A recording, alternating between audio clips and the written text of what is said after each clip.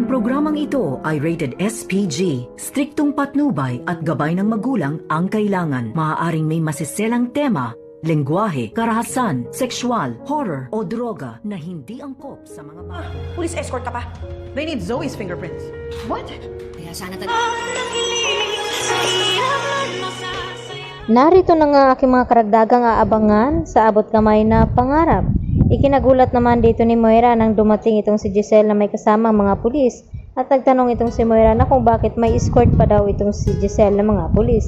At dito nga na sinabi ni Giselle kay Moira na kinakailangan daw nilang makuha ang fingerprint dito ni Zoe.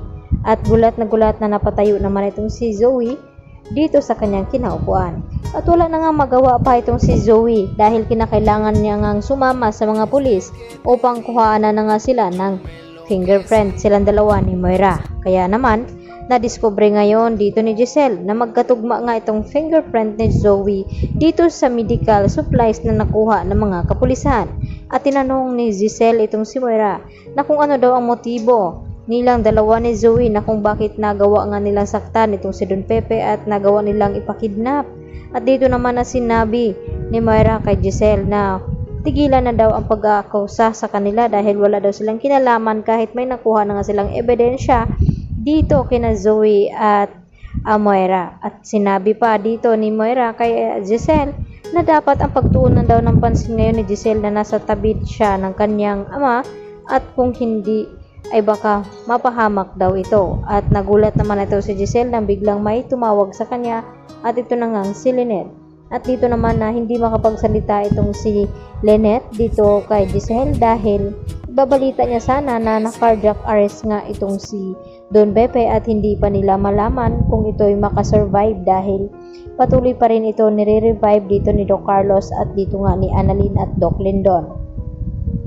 Samantala, bumili naman ng bulaklak itong si RJ dito nga sa kanyang dinaanan at nagulat nga ito na kung bakit may dumapo nga na itim na paru-paro dito nga sa kanyang balikat.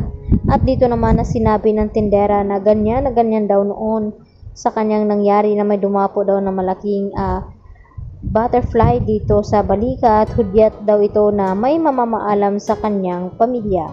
At hindi na nga nag-aksaya ng panahon itong si RJ kaya agad niyang iniwanan itong sukli at hindi na kinuha dahil naalala ni RJ na ang kanyang papa ay baka nasa peligro. At hindi nga siya nagkamali dahil nang dumating nga itong si RJ dito sa East Ridge Hospital ay ito na nga ang kanyang naabutan na nire-revive na nga itong kanyang ama na si Don Pepe.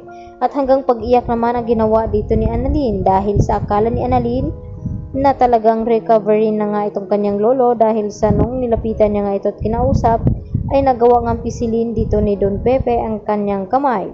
At wala naman silang kaalam-alam na may ginawa pala itong si Carlos upang hindi na nga tuluyang magising itong si Don Pepe dahil sa sinabi din dito ni Lynette na sana raw makapag-recover na nga at gumaling itong si Don Pepe nang sa ganoon makapagsabi ito kung sino nga ang may pakana sa kanyang nangyari ngayon at nararapat lamang na maparusahan ito at makulong.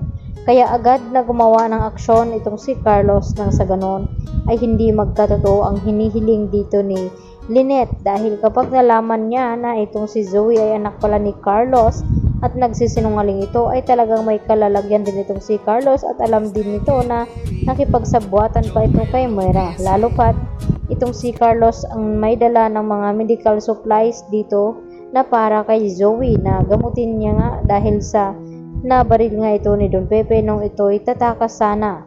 Kaya naman lumabas na nagkamatch nga itong fingerprint ngayon ni Zoe dito sa mga nakuhang medical supplies. At wala na nga lusot itong si Zoe dahil may matibay na ebidensya itong mga pulis na pinapanghawakan nila ngayon laban dito kay Moira at dito nga ni Zoe. At mariin naman na gusto mangyari dito ni Giselle na maparusahan itong mag-ina na sila Zoe at itong si Moira dahil sa kanilang ginawa dito nga kay Don Pepe. Kaya naman ang ating patuloy na pakaabangan bukas mga kapuso, dito lamang yan sa abot kamay na pangarap. At yan lang po at marami pong salamat sa inyong pananatiling panonood dito sa aking munting channel. Hanggang sa muli, maraming salamat. Bye-bye!